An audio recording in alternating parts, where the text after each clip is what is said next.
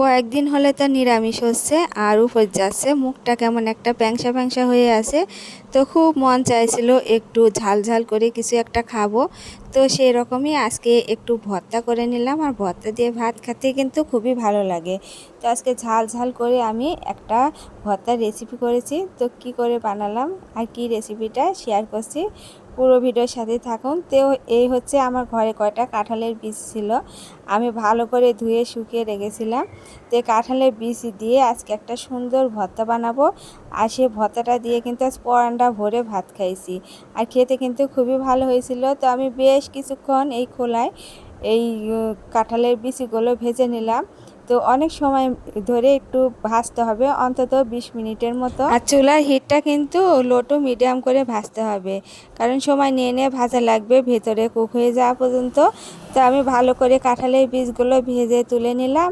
এবারে আমি এই যে ছোট্ট ফ্রাই প্যানে আমি কিছুটা শুকনো মরিচ ভেজে নিয়েছি, কিন্তু শুকনো মরিচগুলো অতটা লাল করে ভাজবো না, একটু লাল লাল হলে জাস্ট নামিয়ে নিয়েছি, দেখতে পেলেন। তো এবারে আমি কয়েক টুকরো রসুন ভেজে রসুনগুলো ভেজে আমি তুলে নিলাম। তো রসুনগুলো একটু লাল করে ভেজেছি, আর এবারে যে পেঁয়াজগুলো ভেজে নিলাম। আমি তেলের পরিমাণটা একটু বেশি দিয়েছি, কারণ এই তেল দিয়ে আমি আজকে ভর্তাটা ভালো করে মাখাবো। পেঁয়াজগুলো কিন্তু আমি খুব একটা বেশি ভাজবো না, তো লাল লাল করে ভেজে নিয়েছি।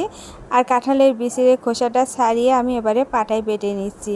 তো যেগুলো খুব ভালো তো সুন্দর হচ্ছে বাটনা হয়েছে, আর কতকগুলো কিন্তু ছিল একটু শুকাই গেছিলো। যাই হোক, আমি সেগুলো ফেলে দিয়ে যেগুলো ভালো ছিল সেগুলো আমি পাটায় বেটে নিলাম। তো এইভাবে একটু সময় নিয়ে এই পাটায় কাঁঠালের বীজগুলো বেটে নিব। তো অনেকে সেদ্ধ করে ভর্তা বানায়, কিন্তু এভাবে কাঁঠালের বীজ ভর্তা করলে কিন্তু খেতে খুবই ভালো লাগে, আর টেস্টটা অনেকটা সুন্দর হয়। তো আমার আজকের এই রেসিপিটা কেমন লাগছে কমেন্টে জানাবেন। ইউটিউব চ্যানেলটিকে সাবস্ক্রাইব করে রাখবেন, আর যারা ফেসবুক থেকে দেখছেন লাইক এবং ফলো করে দেবেন এবং শেয়ার করে দেওয়ারও অনুরোধ জানাচ্ছি। তো এই তো আমি কাঁঠালের বীজগুলো সব এভাবে বেটে নিচ্ছি। আর আজকে কাঁঠালের বীজগুলো দিয়ে ভর্তাটা বানাই কিন্তু পরান্ডা ভরে ভাত খাইছি, আর খেতে কিন্তু খুবই ভালো লাগছিল, আর মুখে রুচিও আনছিল। তো কয়েকদিন হলে তো নিরামিষ আর উপোস যাচ্ছে, আর মুখটা কেমন একটা প্যাংসা প্যাংসা হয়ে আছে। তো আজকে ভর্তাটা কিন্তু খুবই ভালো হয়েছে। তো আমাদের বাংলাদেশে অনেকে ভর্তা বলে, আমাদের এখানেও বলে, কিন্তু আমরা এই কাঁঠালের বীজ কি যে কোনো সেদ্ধ বলি, ভর্তাটা বলি না। তো যাই হোক, আপনাদের যারা ভর্তা পছন্দ করেন তাদের জন্য এটাই বললাম। তো এতে এবারে আমি শুকনো মরিচগুলো আর পেঁয়াজ রসুনগুলো বেটে নিব। আর ভর্তার জন্য পেঁয়াজ রসুন আর শুকনো মরিচ দিয়েছি, তো একটু কালো জিরা দিলে ভালো হতো। তো আমার কালো জিরাটা দিতে মনে ছিল না। যাই হোক, আমি পেঁয়াজ রসুন আর এই শুকনো মরিচ দিয়েই আমি ভর্তাটা ভালো করে মাখিয়ে নেব।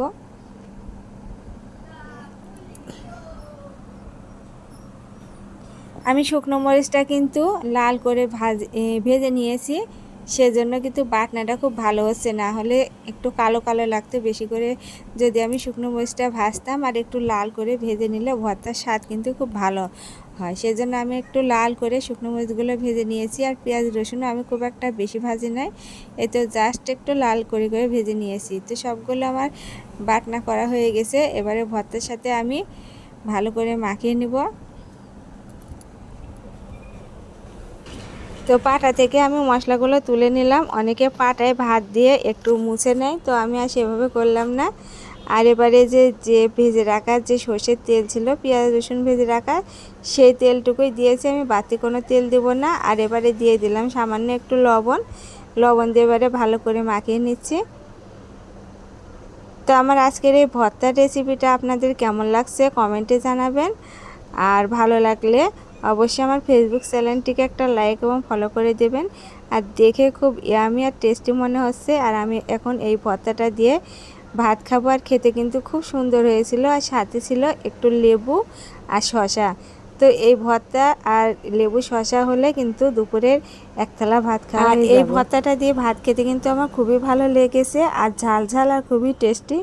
তো আজকের এই ভিডিওটা এ পর্যন্তই, কেমন লাগলো কমেন্টে জানাবেন। তো সবাই ভালো থাকবেন, সুস্থ থাকবেন, নমস্কার।